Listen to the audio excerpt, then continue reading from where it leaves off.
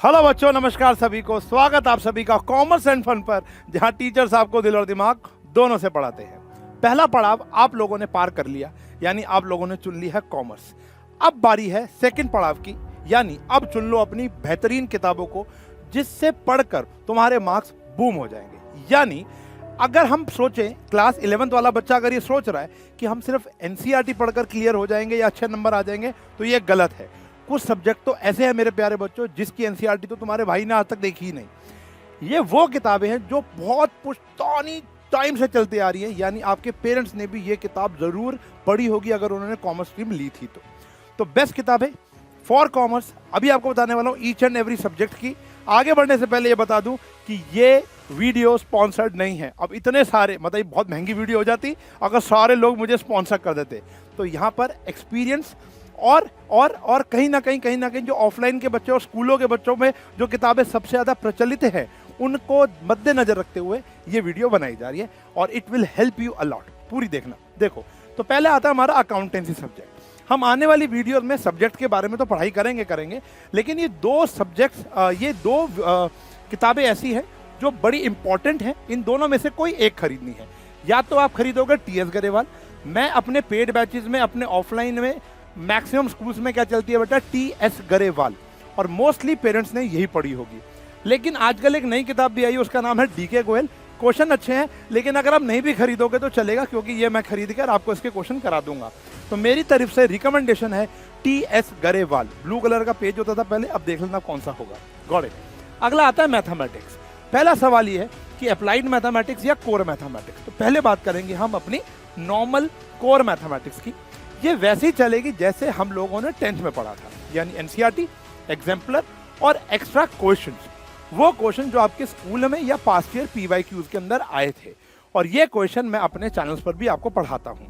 तो NCERT exemplar और extra, इसके लिए आपको कोई किताब फिलहाल खरीदने की आवश्यकता नहीं है। एनसीईआरटी बहुत प्यारी है, इसको छोड़ने का नहीं है। फिर आता है अप्लाइड। इसकी एनसीईआरटी अभी शायद मार्केट्स में अवेलेबल ही नहीं है, क्योंकि एकदम नया कॉन्सेप्ट है, ये कोई ज़्यादा साल नहीं हुआ इसको आए हुए। तो इसकी जो सबसे बेहतरीन किताब बच्चे यूज़ करते हैं वो है ML अग्रवाल। कौन सी यूज़ करते हैं? ML अग्रवाल। और एक ललित शर्मा नाम की भी एक किताब है जो कि बच्चे अच्छे बताते हैं। To be very honest, applied mathematics में मेरी कोई एक्सपर्टीज नहीं है, सो आई एम आउट। यानी बच्चों की रिकमेंडेशन देखो, 1 2 4 नहीं, हज़ारों बच्चों की रिकमेंडेशन लेने के बाद मैंने क्या बोला, ML अग्रवाल। पोल किया था, उन्होंने रिप्लाई किया था बहुत पहले लास्ट ईयर। तो ML अग्रवाल बच्चे यहाँ पर रिकमेंडेशन करते हैं। उसके बाद इकोनॉमिक्स, इंपॉर्टेंट सब्जेक्ट है, ढंग से किताब चुनना। यहाँ पर 2 सब्जेक्ट्स आपको मिलेंगे इकोनॉमिक्स के अंदर। एक होगा स्टैट्स और एक होगा मेरा प्यारा माइक्रो इकोनॉमिक्स। ठीक है जी। तो स्टैटिस्टिक्स के अंदर हमें चाहिए NM शाह। Got it. यहाँ पर जो NM शाह है वो अच्छी किताब है। TR जैन VK और भी खरीद सकते हो, लेकिन आई रिकमेंड NM शाह। ठीक है जी। मैक्सिमम बच्चे, मैक्सिमम स्कूल्स NM शाह से पढ़ते हैं। बाकी अगर आपकी टीचर आपको कहती है कि TR जैन VK और भी ले लो, तो आप ले सकते हो। दोनों किताबों में बहुत ज़्यादा डिफरेंस नहीं है, लेकिन हाँ, NM शाह बहुत अच्छी किताब है। फिर आते हैं हमारी माइक्रो इकोनॉमिक्स में। ये है संदीप गर्ग और एक है CB सचदेवा। हमारे टाइम पर CB सचदेवा के बहुत चर्चे होते थे, पेपर यहीं से बनता था, लेकिन अब संदीप गर्ग ऊपर आ चुकी है। तो संदीप गर्ग ज़्यादा बच्चे इस्तेमाल करते हैं। आप CB सचदेवा को भी एक बार स्टडी कर पढ़ सकते हो, चाहे सेकेंड हैंड ही खरीद लेना।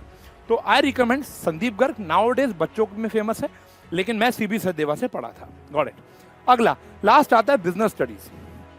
मैं पढ़ा था सुभाष दे से, लेकिन आजकल नहीं, मैं दोनों किताब से पढ़ा था। मैं पूनम गांधी से भी पढ़ा था, मैं सुभाष दे से भी पढ़ा था, लेकिन पूनम गांधी आज की डेट में ज़्यादा फेमस है।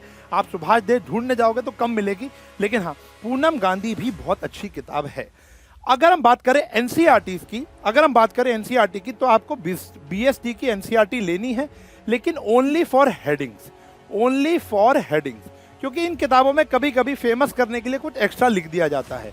हेडिंग्स के लिए आप एनसीईआरटी जरूर, आपको स्कूल वाले तो बोलेंगे एक पुरानी एनसीईआरटी खरीद के जरूर रखना, या ऑनलाइन डाउनलोड कर लेना बिजनेस स्टडीज की एनसीईआरटी, जहां पर हेडिंग्स मिलेंगी।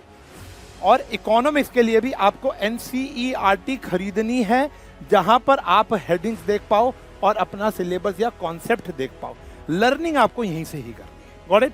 लेकिन अगर हम बात करते हैं अकाउंटेंसी की, तो इसकी एनसीईआरटी तो तुम्हारे भाई ने नहीं देखी, और मैं अकाउंटेंसी पिछले 19 साल से पढ़ा रहा हूँ। मैंने अकाउंटेंसी की एनसीईआरटी आज तक नहीं देखी, तो थोड़ी सी वियर्ड बात है, लेकिन इसकी एनसीईआरटी की कोई नीड आपको पढ़ने वाली नहीं है। वीडियो के अंदर जो भी बताई गई किताबें थी उनको फटाफट से अरेंज कर लीजिए, क्योंकि हमारे इस चैनल पर काम शुरू होने वाला है। ताबड़तोड़ तरीके से हम लोग यहाँ पर मेहनत करने वाले हैं। पहली वीडियो अकाउंटेंसी के ऊपर आएगी, जहाँ पे हम बताएंगे व्हाट इज अकाउंटेंसी। मिलूंगा उस वीडियो में, तब तक के लिए bye bye, take care, have a nice.